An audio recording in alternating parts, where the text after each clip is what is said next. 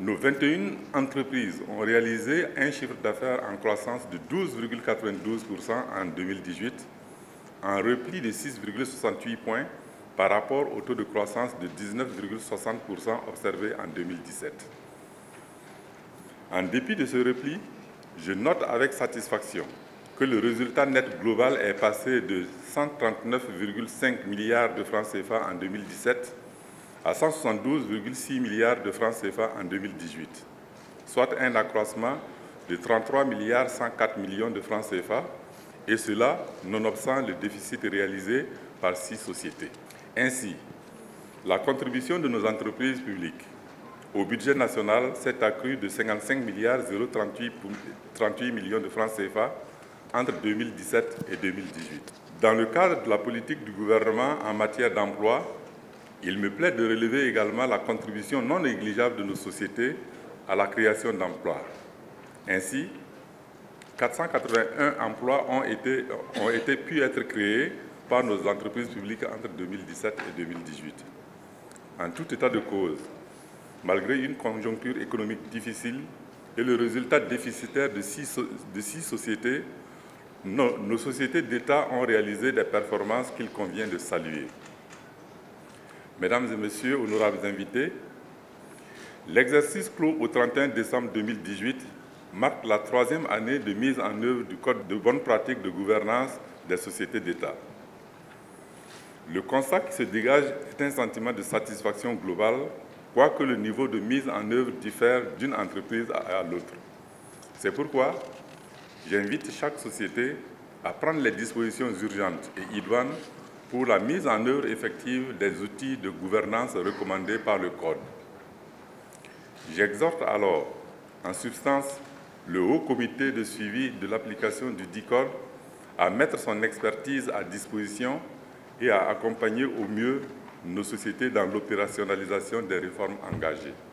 Si cet outil est fondamentalement utile et nécessaire à l'amélioration de la gouvernance économique d'ensemble, il n'est toutefois pas une panacée à toutes les difficultés. Certaines d'entre elles appellent une attention toute particulière et des actions concertées.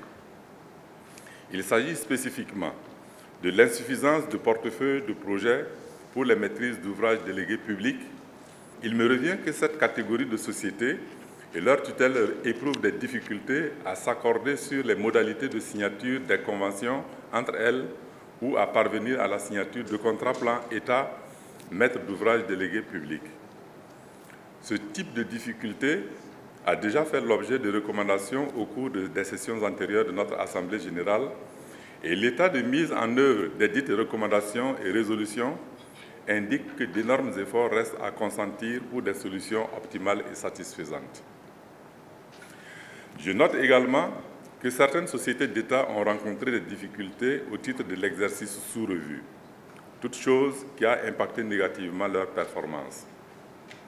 C'est le cas notamment de la minoterie du Faso, de la Société burkinabé de télédiffusion, de la Société d'exploitation des phosphates du Burkina, de la Société nationale de gestion des stocks de sécurité alimentaire et de la Société nationale d'aménagement des terrains urbains, Sonatur, dont les ventes ont considérablement baissé. Au regard de ce qui précède, je me réjouis de la mise en œuvre de la recommandation issue de la 24e session de l'Assemblée générale des sociétés d'État relative à l'élaboration d'une stratégie de gestion des sociétés d'État qui, au cours de la présente session, sera examinée avec une attention soutenue par les membres de l'Assemblée générale. Qu'il me soit permis donc d'adresser des félicitations aux membres du cadre de concertation des sociétés d'État et au ministère en charge du commerce, tutelle de gestion des sociétés d'État, pour le travail abattu afin de mettre à notre disposition ce document de stratégie qui, j'espère, répondra aux attentes de notre Assemblée. C'est en cela que je ne doute pas un seul instant que les travaux de la présente session contribueront à apporter des réponses appropriées aux différentes préoccupations évoquées tantôt à travers des recommandations et résolutions que je sais déjà aussi pertinentes et utiles les unes que les autres.